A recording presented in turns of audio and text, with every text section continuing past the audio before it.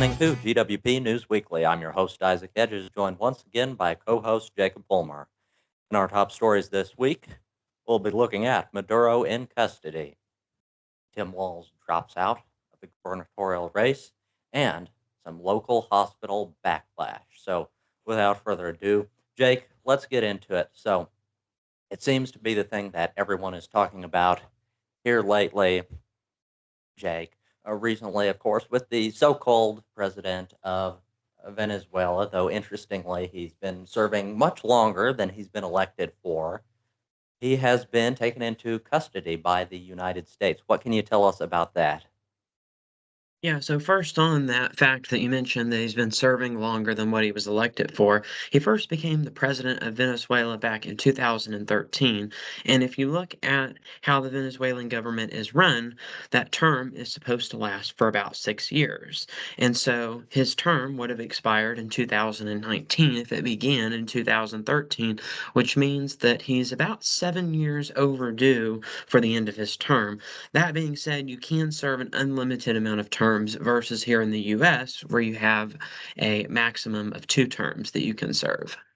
Right, a bit fishy. So it could be somewhat confusing to our domestic viewers here in the United States. Certainly not a president in the American sense, in the sense of being democratically elected. But of course, as we've talked about a fair bit on the Great World podcast, actually, in the past on previous episodes, we've talked about how in recent times, as word democracy seems to have become something of a red herring. There are all these countries they love those words, democracy and presidents. Actually, doing it in practice now, that's another story. Yeah, and so again, that's something that we have covered in times past here. And so as we go into this story, so of course we know that the U.S. did capture both the president and his wife and brought them to Manhattan. Back here is a picture of when that took place, brought to you by the New York Times here. So you can see that he was taken off of this helicopter into this dock here and then eventually taken into custody there at the station there. Absolutely. And of course, this did happen just very recently. So, in terms of the details available on this, they aren't terribly extensive at this point. But from what we do know, of course, the United States took the so called president, more so a dictator, though, of Venezuela, you could say, into custody. Of course, recently. Um, all of that happened. And of course, he, with his wife, attempted to flee, attempted to shut the door and lock them. But this was a very in depth, planned out operation on the part of the U.S. government. And from what we know, for at least several months, this had been planned. Jake, anything else you might add to that? Yeah, so we know that Trump and his administration were meeting in several cabinet meetings in and around Christmas, which, if you kind of think back to previous years and previous administrations, it's pretty unusual for the cabinet to be holding special meetings, especially during the holidays. Right, right. Certainly. Certainly. And again, here, that sort of returns to our broader discussion, as we've talked about a great deal recently in terms of different foreign affairs and conflicts of this nature, just who our allies and our adversaries are, what countries have interests aligned with those of the United States. And naturally, here, that's a considerable difference here with President Maduro, as he's known, of course, has been serving much longer than for what he has been elected for. And that appears to be just the tip of the iceberg in terms of government corruption in Venezuela. Jake, anything else you might add to that? Yeah, and so he also appeared in court today in the lower Manhattan courtroom here, and he pleaded not guilty. He said, quote, that he was kidnapped. And of course, the federal courtroom, the charges were narco terrorism as well as conspiracy to import cocaine. Of course, this also comes just months after the strikes on the Venezuelan boats, the controversial strike that took place, the multiple strikes, and that was something that we had covered in previous newscasts. Right, and of course, it's certainly great that you mentioned that, Jake. Of course, that seems to be kind of the central issue here. If you ask why the recent crackdown on these different countries. Well, that is a big part of the issue. Of course, the importation of these oftentimes deadly drugs. Yeah, so that was part of the reason why, or at least what the charges are that the U.S. here is that the U.S. is putting charges forth towards. Uh, And something else that Mr. Maduro said is he said, "I'm and quote, I'm innocent. I'm not guilty." He also continued by saying, "I'm a decent man and I'm still the president of my country," which is more or less true. Some could argue at this point. right. Well, he has continued to hold office. He hasn't necessarily continued to be elected. But again, it's easy to split hairs on that front. Jake, any other developing details worth knowing on the recent event here involving the United States and the Venezuelan dictator? Yes, well, there were some other things that did happen leading up to this. This wasn't just necessarily something that took place out of the blue. Of course, the Right. capturing of Maduro and his wife took place this past Saturday, as far as a timeline, in case you didn't necessarily um, know all of the details of that. But we do know that Maduro was almost, you could say, um, I guess you could say making a bet, asking Trump to come and get him, and that he was a coward, end quote, is what he said. And here's a little bit of a video where he did say that. Again, this was in the months leading up to it. Sounds like risky business. Yes, it was, and it appears that we may be having some audio issues um, on that video. We will Yes, well, in any case, attempt that one more time. maybe It of an appears. issue of, excuse me, Jake, not sharing audio.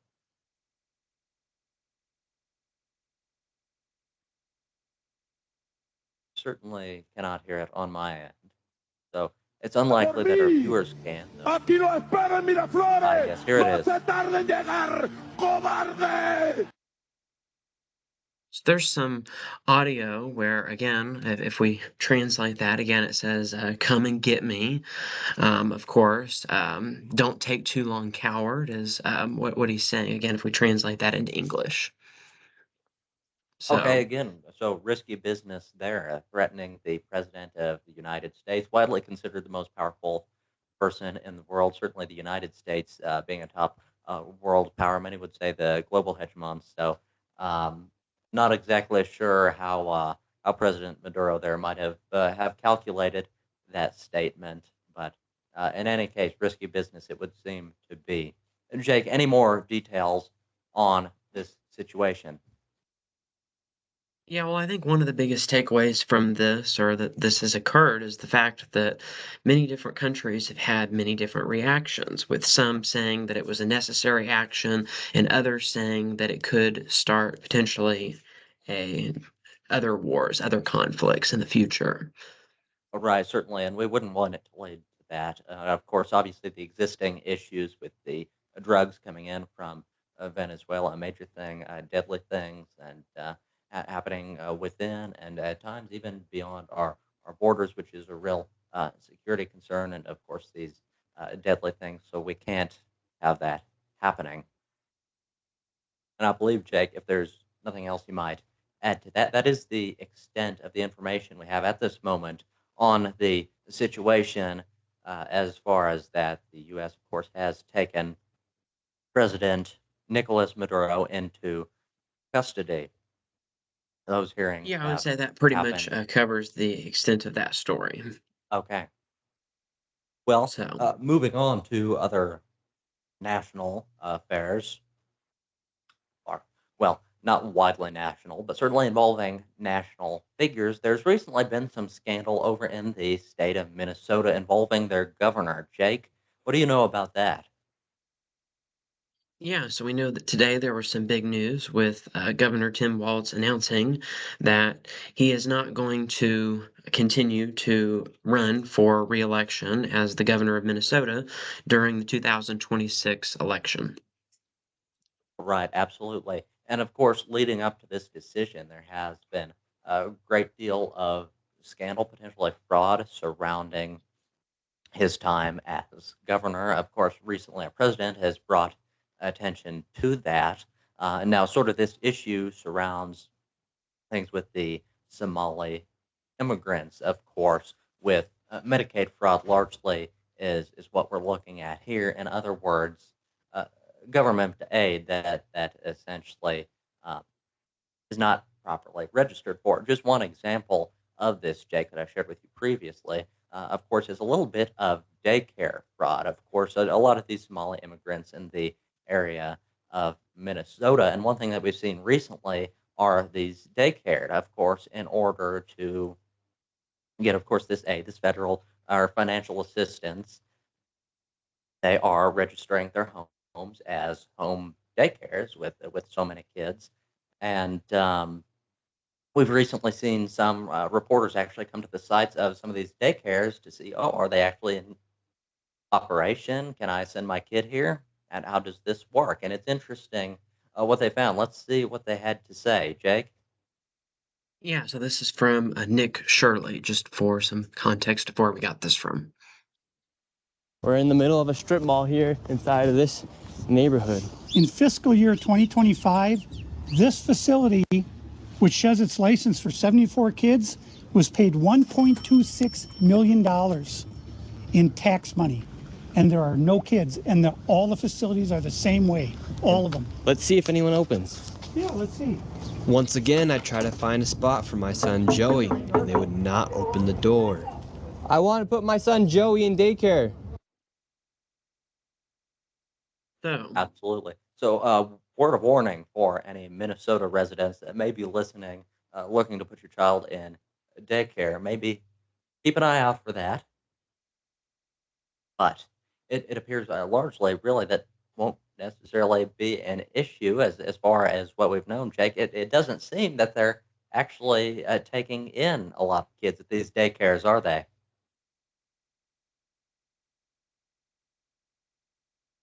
yeah, it doesn't seem that there would be any in this situation, at least in this particular example. And so this may be part of the reason why the governor has stepped down for reelection. And it appears that's at least what a lot of people are implying because of this reason. Right, and certainly these home daycares, again, register receiving financial aid from Medicaid um, under, of course, Tim Walz's leadership as governor. That's just one example of some of the fraud that occurred under his leadership. That, of course, occurred with different institutions, even including hospitals. We'll talk a little bit more about hospitals here coming up on GWP News. But as far as on that front, the situation in Minnesota, of course, as far as what we know now, Tim Walz is still the sitting governor of Minnesota, but he has been running, of course, for reelection for governor of Minnesota. He has now dropped out of that race and will not be running for governor. And of course, many of us today don't have all that long of an attention span, but some of those out there still may recall that in our past presidential race, of course, Tim Walz was running mate for the Democratic candidate, Kamala Harris. And that is, of course, where some of our viewers or listeners out there may have heard the name. But of course, he is the governor of Minnesota, and just some a recent scandal surrounding that, Jake. Yeah, so that kind of covers the governor race there for this upcoming election, but that might also leave some other questions regarding the Senate and the House elections coming up this November. And so this kind of gives us an idea of what may happen. Just kind of, if we look here, this is kind of a prediction as to what the most likely outcome is. And so, what are your opinions based on kind of looking at this, Isaac? Predictions in terms of Senate and House of Representatives, my predictions. Well, Jake, I'll have to tell you, I'm not in the habit of making predictions a great deal. More so, just quietly observing things and seeing how they shake out. And of course, I haven't had a great deal of time to analyze this map. This is my first time seeing it this year. What are your major takeaways from it? Well, I would say it's interesting that Maine is a toss-up state. I wouldn't Yes, necessarily it say is. that that I would put that normally as a toss-up state. I Now also that you think it's mention it, that is a little interesting. bit of a shock. I also think it's interesting that we have Minnesota, where we were just talking about, which is currently in Right. blue right now. Is it possible that this latest story that we've covered could potentially change that in any It's way, possible. particularly with Waltz dropping out? It's possible, though Minnesota has been solidly blue for a very long time. It's possible a swing, but I think somewhat unlikely based on their track record. They'll probably just find another Democratic candidate, if I had to guess. Yeah, so that's one thing to consider with that. Of course, I also think it might. I don't necessarily know that Texas and Florida should be red. I think those would be more of a toss-up than what this map is Really? implying. I know that those have been swing states in the past. Of course, with the 2000 election, and I know that was on the presidential side, but overall, just with the 2000 election, of course, it all came down to what happened in the state of Florida in that election, and so. I think, at least for it to be solid red, I don't necessarily know that that would be accurate in this situation. All right. Again, and of course, there are varying degrees of accuracy, and of course, there are always questions about the polling and exactly how that is going about. Of course, there are different methods of predicting this. One of them we mentioned recently, and a new option that would be predictive markets. Um, Sort of the difference between that and traditional polling would be that in these predictive markets, in order to influence those, you've got to actually put your money where your mouth is. So it would be interesting down the line to do a side by side with something like Kalshi polling market, see what the predictions are on that, see if it changes much when we've actually got to put our money where our mouth is, as it were. Yeah, and that's something that we may do in a future news video here. And just to kind of wrap things up, something else that's a good reminder. Of course, we were talking about the term lengths. Those, of course, are 6 years, so not every seat will be for re-election. We've got 32 that are not on the Democratic side, and then 31 on the Republican side. And so that's kind of something else to note about this map. And then we can also look at the same as far as the House. Of course, all of those seats are going to be up for re-election, as they always are every 2 years, every even year. And you'll notice that right now it's pretty split right now with the House. Of course, Right. currently the House being slightly led by the Republican Party at this point in time. But it seems that those toss up seats here, these 19 toss up seats, are going to be very decisive this upcoming midterms. Absolutely, yes. Interesting thing to note there. Of course, Republicans, of course, still have a majority, albeit though by a slim margin. So it'll be, of course, interesting to follow that and see where things go with that. And of course, as we have in the past, we had a major one, of course, in 2024. We covered the major elections there, as we will continue to do here on GWP News. So you'll want to stay tuned for that in the future. Yeah, and something else that I think is worth noting about this map is that when we compare this to the Senate, we had a lead. There was a lead that we saw with 51 on the Republican side, where there isn't necessarily that sort of lead that we have here, and so that is something to kind of to point out here is that there's not necessarily a lead as there was in that one. Yes, all worthwhile observations. Anything else you might add? Any other major takeaways from this map, Jake? I don't believe so, and I think that kind of leads us into our next news story, which is going to be more of a local story. Yes, yes, something we haven't done in a little while. Moving on to, of course, a local story. There's recently been some drama, I understand, with our local hospital here in Nevada, Missouri. Jake, what can you tell us about that? Yeah, so the city of Joplin is actually suing the hospital here in Nevada over patients who were promised a bed at the Joplin homeless shelter, but those arrangements were not actually made, and the patients were actually just dropped off in the city, which is a violation from the city ordinance. Right, absolutely. And of course, as far as the broader issue, certainly of homelessness, we've seen this.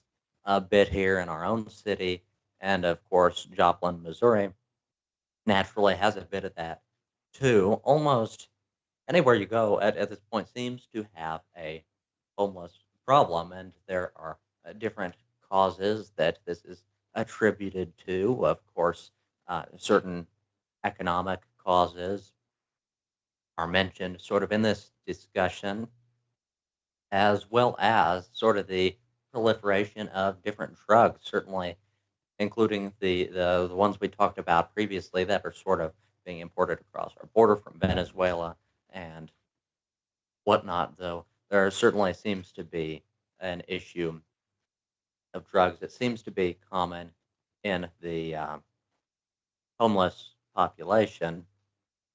And again, there always is the question of what exactly to do about that.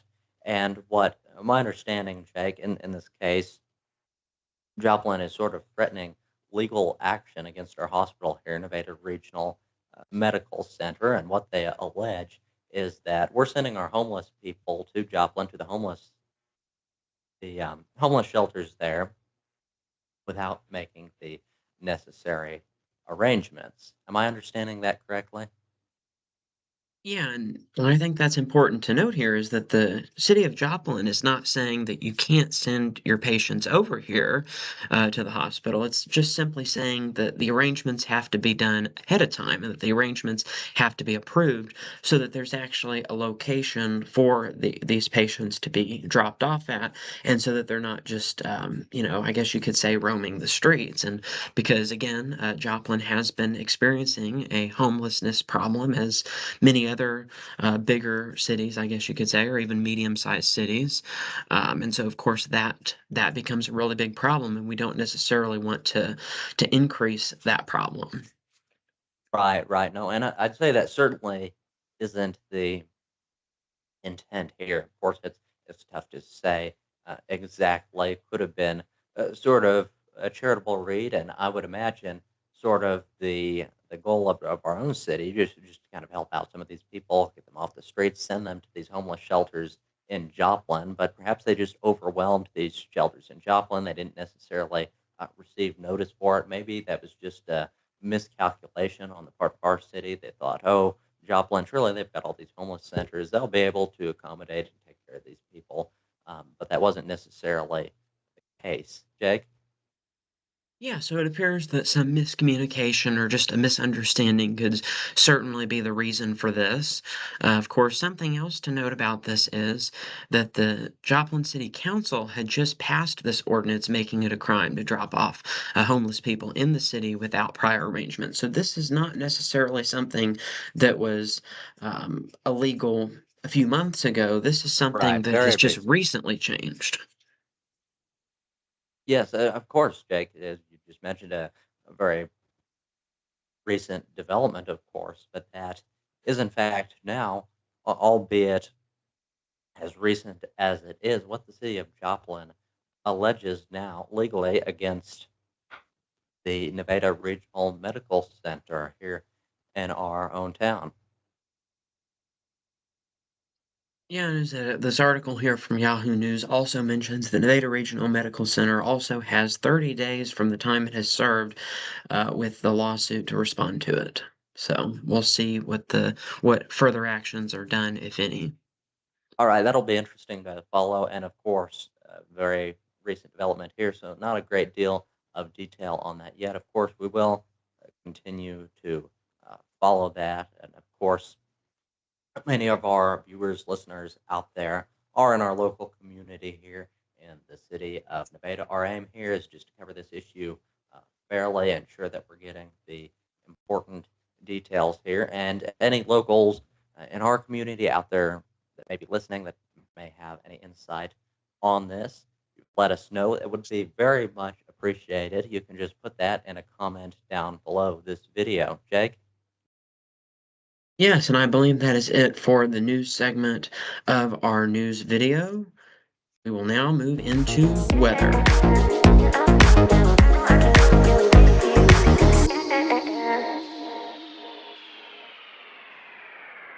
All right, so moving on to weather, Jake. what is the weather forecast looking like for our coming week?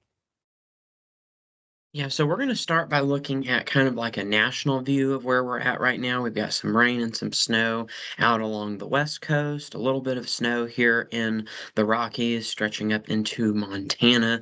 The really big story, at least today, is this right here in the Northeast. We have some heavier bands of snow. These areas could pick up around 2 to 4 inches of snow tonight as we go into upstate New York, Vermont, New Hampshire, Maine, Boston. Could even get in on a little bit of this snow, so this could certainly disrupt travel going into tonight and through tomorrow morning. Most of this will be out of here by about lunchtime tomorrow. Then the next developing story is going to be the threat for ice across the northern plains. So again, a lot of that colder air and snowier weather is going to be staying to the north in the northern part of the country here. Not a lot of it coming towards our way, but we could be looking at some ice potential across Minnesota and Wisconsin tonight. So anybody traveling out there tomorrow morning could certainly be impacted. In fact, we do have those winter weather advisories across central Minnesota, central and northern Wisconsin, as well as into central Michigan. Could be a concern out there. Not a whole lot of ice is expected, but it doesn't take a lot. Even just a trace of ice can make dangerous road conditions out there.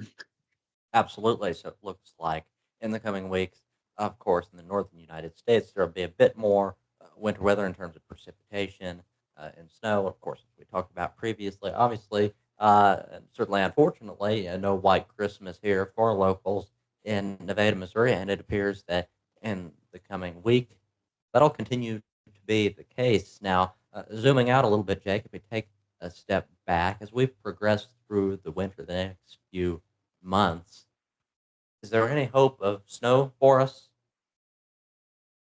Yes, there is. I would say once we get towards the end of January, that's when we'll really start to see that. And as we look at this here, this shows us where the snow is right now. So these areas have snow on the ground, of course, in the higher elevations out west. But you can see that again, it's mainly across the northern part of the country. And so that just really shows us how there's been such a lack of wintry weather further to the south. And as we look at that 48-hour snowfall forecast, again, anywhere from 1 to 2, maybe 3 to 4 inches expected across the Northeast. And then, of course, some higher totals across the Pacific Northwest and Rockies. Yeah, certainly, of course, worth noting that there certainly none of that yet here in our local area, but that's not to say that it won't come. So, Jake, it sounds like it's more likely that some of that may come our way as soon as later this month. Yeah, in fact, it could even be at the end of this week into the weekend. And so I want to kind of show you the eastern half of the country. We're not really going to focus on the West Coast a whole lot, at least in this weather update. But as we look here, this is the GFS model, the American model, showing that we could be looking at more wintry weather as we go into this is now Wednesday. We could even be dealing with some freezing rain. So, again, ice, of course, is the most dangerous form of wintry precipitation. It's more dangerous than sleet and snow, so you'll have to watch out if you're traveling across those areas. But then on Thursday, things are really going to start to change because we're going to get a pretty big storm system in here, which could bring us the heaviest rain that we've seen in several months. We're talking about even the potential for severe thunderstorms, hail, wind, maybe even a slight risk for tornadoes and flooding is going to be possible.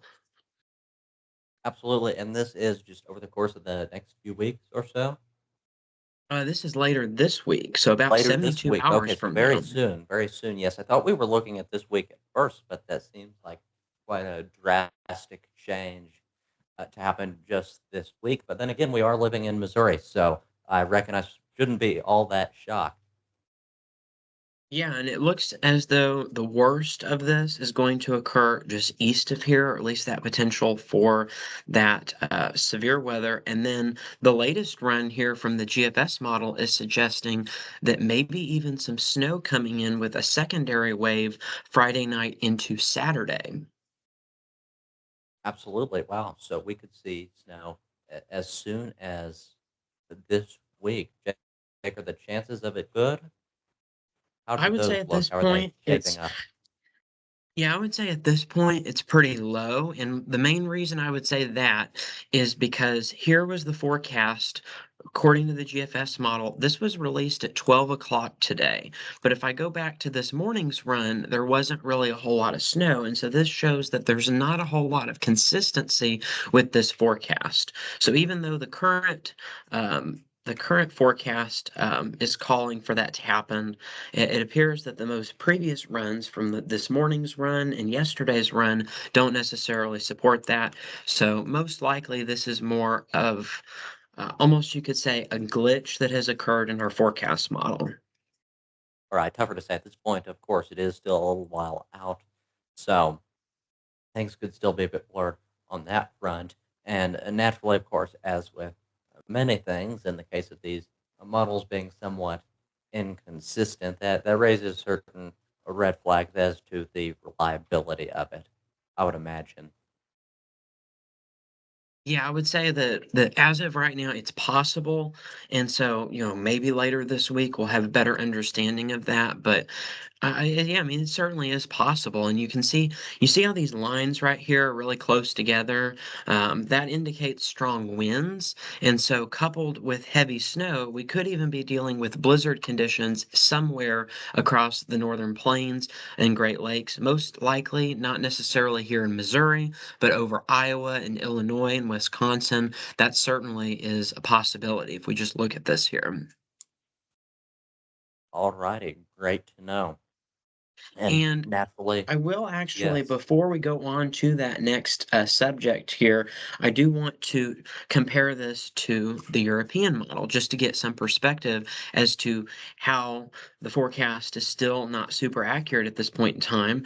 We'll notice on Thursday that chance for heavy rain is there with the potential of maybe even some severe thunderstorms on Thursday and Friday. But you'll notice in comparison to what we had with the GFS model, not as much on the snow, and also the winds are a lot less according to this model. So there's still a lot to be worked out. absolutely, it appears that there would be. And But one of the big takeaways is that we are going to get some much needed rainfall across the eastern half of the country.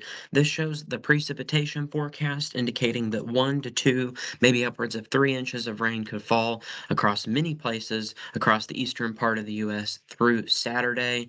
Um, as far as that probability for severe weather, at this point in time, it says predictability too low, so that could change on Thursday. But you'll notice on Friday, there is a slight risk for severe storms going from Louisiana all the way up into southern Illinois. So that's something we'll have to keep our eyes on, as severe weather is pretty rare during the month of January.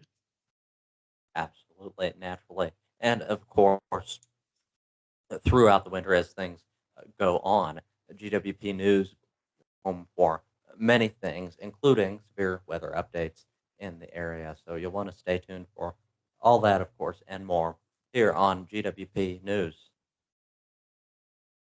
Yeah, and so if we look here at this latest run here of this model, and it shows, let's zoom in particularly here across Missouri, it's showing potentially some heavy snowfall amounts, some areas maybe getting some higher amounts. I wouldn't necessarily go with these numbers, but what this shows is that this area could be dealing with the heavier amounts, or we'll probably get lesser amounts if we do get snow out of this system. So potential for heavy rainfall, maybe even flooding as we go into Thursday and maybe lasting into Friday, and then maybe a little bit of snow on Saturday. But the snowfall, the probability of that is a lot lower than the probability for rain and thunderstorms on Thursday. Naturally, yes, unfortunate though it may be, that does make sense. Take any other important weather updates, things we ought to know going into the coming week. Yeah, well, that kind of covers our first two subjects. The last subject, of course, is that kind of that long range forecast looking Okay. beyond this week. And so we'll start with that temperature anomaly forecast here. So again, we're going to be staying well above average for the beginning and middle part of the week. We could even be setting record high temperatures. And so that's going to allow for those thunderstorm chances. to see a bit of a cool down near average going into this week. But overall, if we look at the trend going into the middle of the month, particularly going into next week, now this doesn't show us an overall forecast. Like we can't say, oh, it'll be this amount of degrees, we'll have this amount of precipitation. This is just the overall temperature trend. It points to cooler than average temperatures by the middle of the month. And so if we do want higher chances for wintry weather, I would say that they're on their way. Again, great to know. So there is still hope. Well, thank you for the weather update. Jake, and I believe if there's nothing else you might add, that sort of concludes things on that front. Well, we do have, of course, then it goes, if we go even further, there is, of course, the additional chances for it to get cooler on there. And we'll kind of skip past this and go, again, staying above average from the 11th through the 15th. But the important thing here is even if we do get that cooler weather in the middle of the month, we do have to consider the fact that precipitation is expected to stay below average during that same period. So that would limit any chances for any snowfall. But as we go towards the end of the month, I think this is where we're going to have our best chance for wintry weather because cooler temperatures will be on the way across the central and northern part of the U.S., with precipitation looking near normal. So drier times expected for next week. But beyond that, that is certainly going to give us more opportunities. And we certainly need the rainfall that we were showing in the forecast, as we are in a bit of a drought right now. You can see that we're in a moderate drought across the state of Missouri with the lack of rainfall. This past December was actually the driest December on record. And the problem is, unfortunately, it doesn't look like it's going to go away for any time soon, as here's kind of that drought outlook going from January through March. The drought is expected to persist, particularly here in eastern Kansas and into western Missouri. And so that's Absolutely, and something folks, that we we'll know look this must for. So be somewhat hopefully serious, of course, Jake, because as you mentioned to me, that's not exactly a favorite of yours to cover. It's a bit of a dry topic, if you will. Yeah, and so as far as that wintry weather, hopefully we'll get some as we certainly need the rain relief. Of course, the upcoming Right, storm right. system this Quite a Thursday and serious Friday will drought. certainly help out with that. Now, as far as if we look at the risk for other types of events going on, this is something else that we normally do at the end of our GWP weather update. We normally look at this here, which is the risk of high winds. The Santa Anas are going to affect areas in the desert Southwest, so we'll look for that. Also, potential for some very strong winds across Colorado, stretching all the way into Montana. And then, as far as that snow hazard, same thing across the Rockies. So, potentially a blizzard setup by the middle of January here across the Rockies. Absolutely. Some great information there. Well, Jake, thank you again for the weather update. Up next is sports.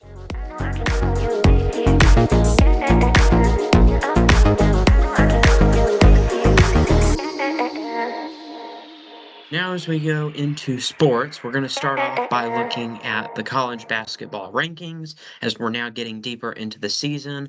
I know, of course, the last week or so, now that we're ringing in the new year, we've started looking more at those conference matchups. So I was looking at that. The SEC had its first few matches, of course, with me being at the University there of Missouri. I saw that they won their first matchup against a ranked opponent, Florida. So that was a really big win for the University of Missouri. Unfortunately, even with that win, they're not going to make the latest AP top 25 Ah, how rankings. unfortunate. Well, really holding out hope there for the University of Missouri.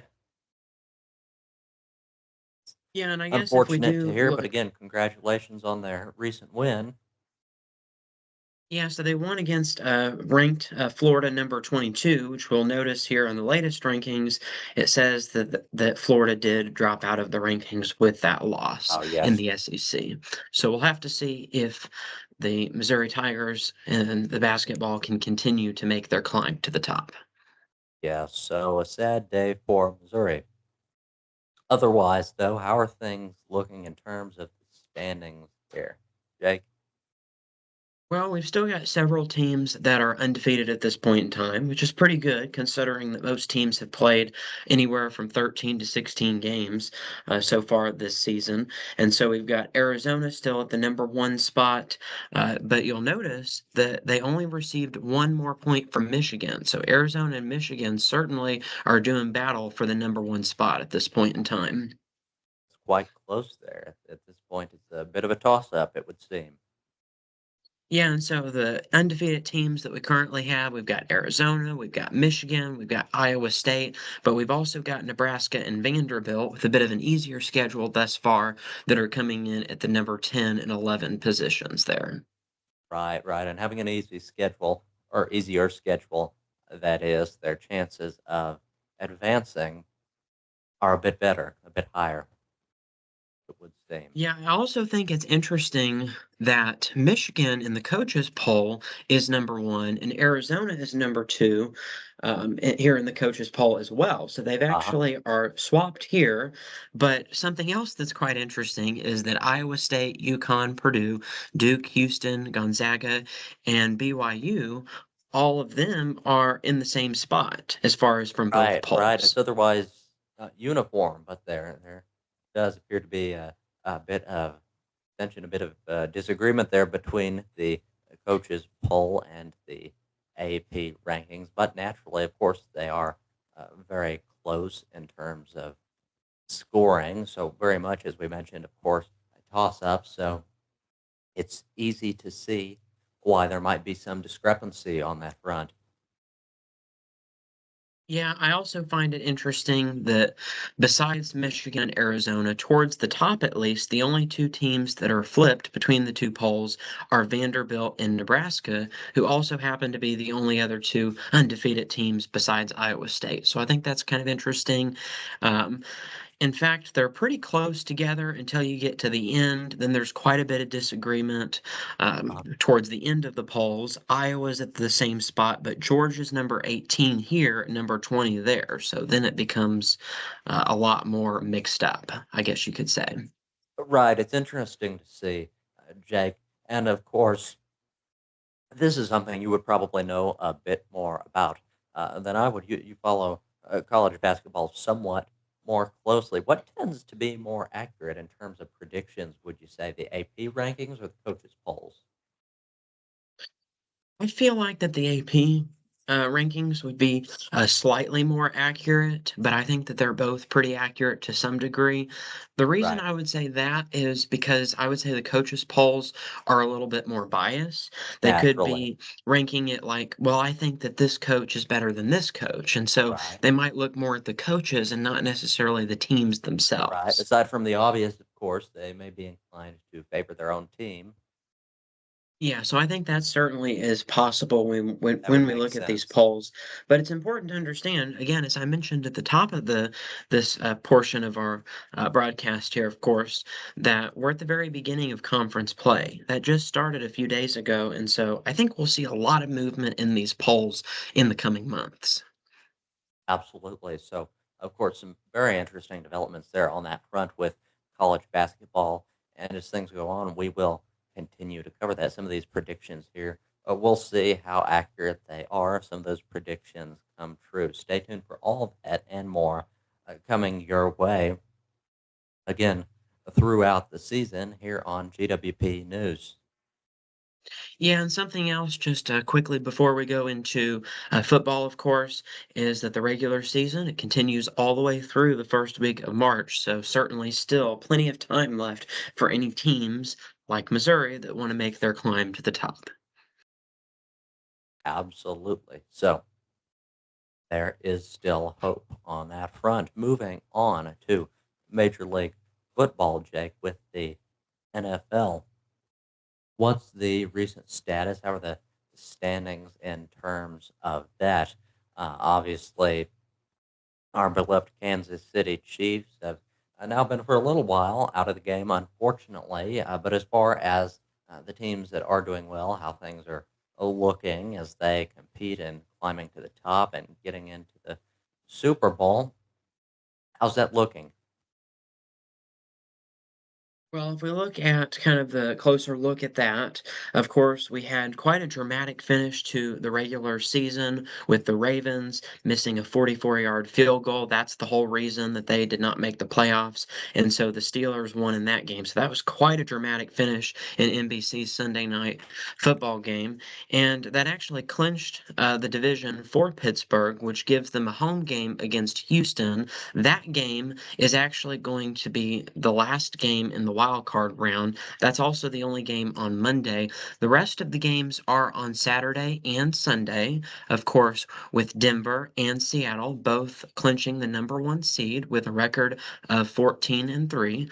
New England, of course, also had a 14-3 record, so they will be hosting the Chargers, the number seven seed, who's 11-6.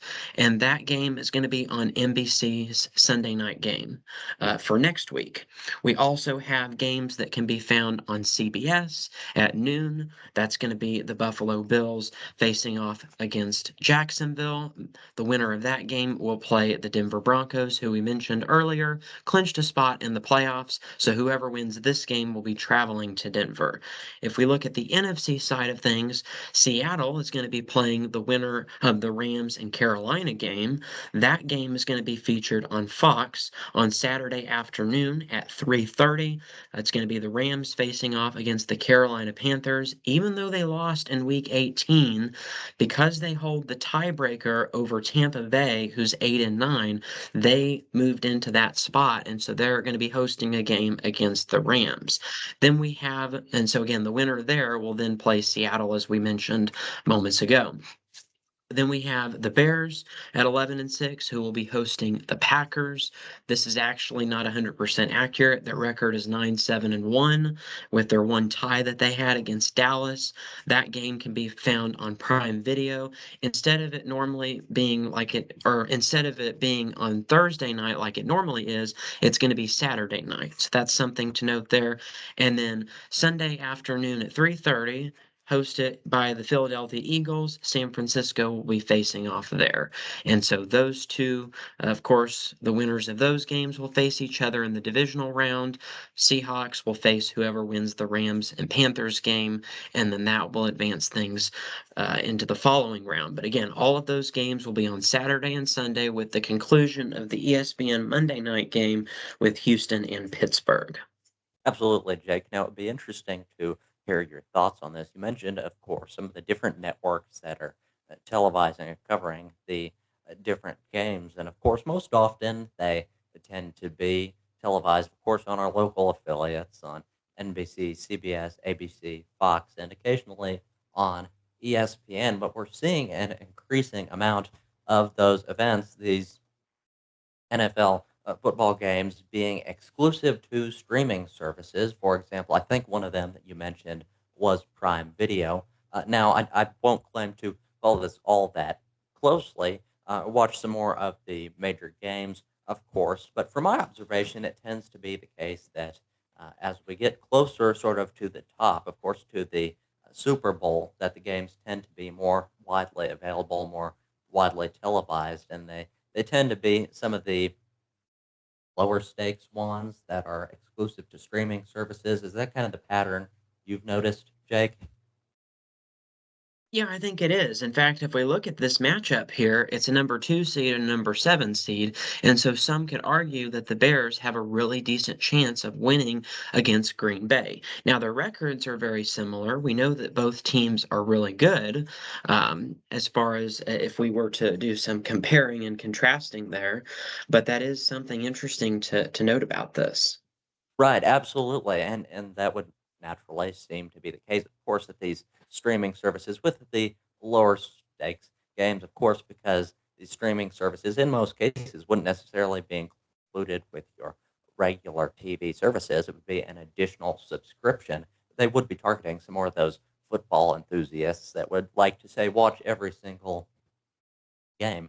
But again, to keep up with this, of course, you don't necessarily have to watch every single game. Certainly, many of these um, to pay extra for. In terms of a streaming service, in terms of scores and NFL coverage, you can find that all right here on GWP News. So, not to fret on that front. We will continue to follow the NFL standings as the season progresses. Jake?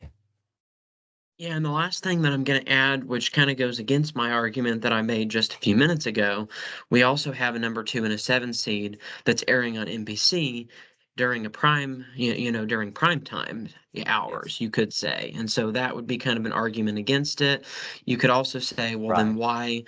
why is it that a two and a seven seed are playing at 7 o'clock, which is usually a more watched time when it comes to football? So, um, it's hard to Right. I make that suppose there are argument other when we have this comparison. explanations to that, though. It could be an exception, or it could simply be that being televised on the major network sort of is the precedent. Naturally, streaming is the newer thing, so naturally, fewer of those games will be offered there.